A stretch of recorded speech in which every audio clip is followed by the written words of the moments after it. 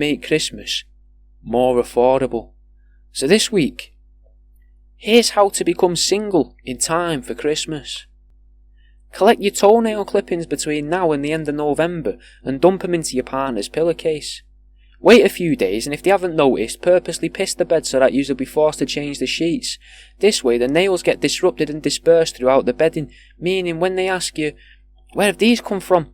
you can look them dead in the eye, deep into that soul that you fell so in love with, and you tell them, "I put them there about a week ago. I got sick of you not finding them, so I pissed in the bed." Dead in the eye, mate, dead in the eye. The beauty of this is they're not going to want to sleep in the bed either at night, so it's a win-win. Every day, make reference to a member of their family that has died, but never positively. For example, when you finish putting a shift in and you're unmounting your partner, declare, "Your granddad would have loved that." Change your name in their phone to their workmate's name. Then, text their phone every 20 minutes with weird messages. Then demand to inspect the phone. Read the messages. Then call the number that's been texting their phone. Then, answer your own phone and proceed to speak to yourself through the phone, holding both parts of the conversation. Playing yourself in both halves of the conversation, but little will they know that they're really the one that's being played. Conclude the call by agreeing never to talk again and that they can keep your partner. Then leave. Ready to return on Boxing Day. Do they have a favourite plant? Well, cut the stalk nice and cleanly, then use a wooden toothpick to reattach the broken stems with a load of superglue to block the uptake of water. When they discover it, claim it was one of your experiments and that you're not sure how successful it has been so far. If they get aggravated, claim it was a success and squint at your partner. The key to it is to disrespect them. If you do it publicly once, it's the same as doing it privately 100 times. So go to the shop with them and carry a bucket with you full of jam or something like that. Water is a cruel thing to do to someone in the winter, so I'd never tell you to do that. But jam you can get away with saying you thought it'd be funny. On top of the jam though, have some felt and some fake receipts saying that you've got to return this bucket to the hardware shop.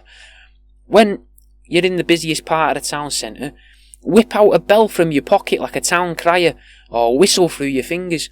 When your partner looks at you all concerned, tell the onlookers that this is all perfectly fine. It's part of a stunt and that they've all been in a prank video. Then, when people look confused or start to walk away, that's when you start to apply the jam to your partner. Order some insects from the internet. Loads of boxes of crickets and that. Then, make sure you get home late that night.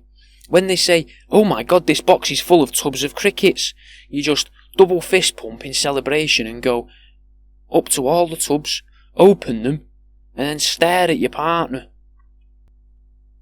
Remove all of the connecting pieces out of the furniture in the house. Return any flat pack furniture to its original state, saying you thought it'd be a fun date night to reassemble all the furniture. Be a little forceful whilst removing some of the screws and dowels so that some get damaged and can't be reused. That'll add a bit of stress to the situation just in case your partner actually fell for the line that you fed them. Force yourself to masturbate over a photograph of their elderly family member. Then brag about it initially to your partner, but then start dropping it into conversation with anyone whilst they're around. Check out staff, they're great for this. You simply ask them if they've got any plans for the weekend, regardless of the day, don't matter. Ideally for this, it's for what you're trying to achieve, it's better if you do it earlier in the week. The earlier in the week you can do it, to be fair, the better. Do it on a Monday. Say it's a Monday, and you ask if have you got any plans for the weekend? They say, "I don't know, it's only Monday." You can say, "Oh, that's strange." That way, they'll ask you what your plans are, to which you reply, "I'll be masturbating over a photo of their grandparents." Then pause. Savour the moment. Enjoy the atmosphere of this room that you've just fucking destroyed. Then, reassure the member of staff that it's a colour photograph with a nod. Then walk off. No. Strut. Strut away. Start introducing liquid laxatives to the milk or cordial in the fridge. A childish prank, but a slow burner. It's either that they shit themselves and then you claim to be the cause of it, or you both get the shits and you can evacuate your bowels into the sink in front of them on the dishes. Then you can claim you're embarrassed and you need to be away from them. Then make it look like a valiant return on Boxing Day with a cheap, shoddy gift. The gift will no longer matter at this point because you've returned. You could accidentally leave a Christmas card in the house with their name on the envelope, but the card inside itself written to a fake person, with little messages, loads of what seemed like heartfelt messages and memories, wishing that there could be more of these memories. Then, just to be sure, leave an envelope in an obvious hiding spot with the envelope having the name of your partner on. Oh, sorry, I have the name of your fake partner on, I should say. With a card inside addressed to your actual partner that simply says, to partner's name from my name. And that's the end of this week's Here's How.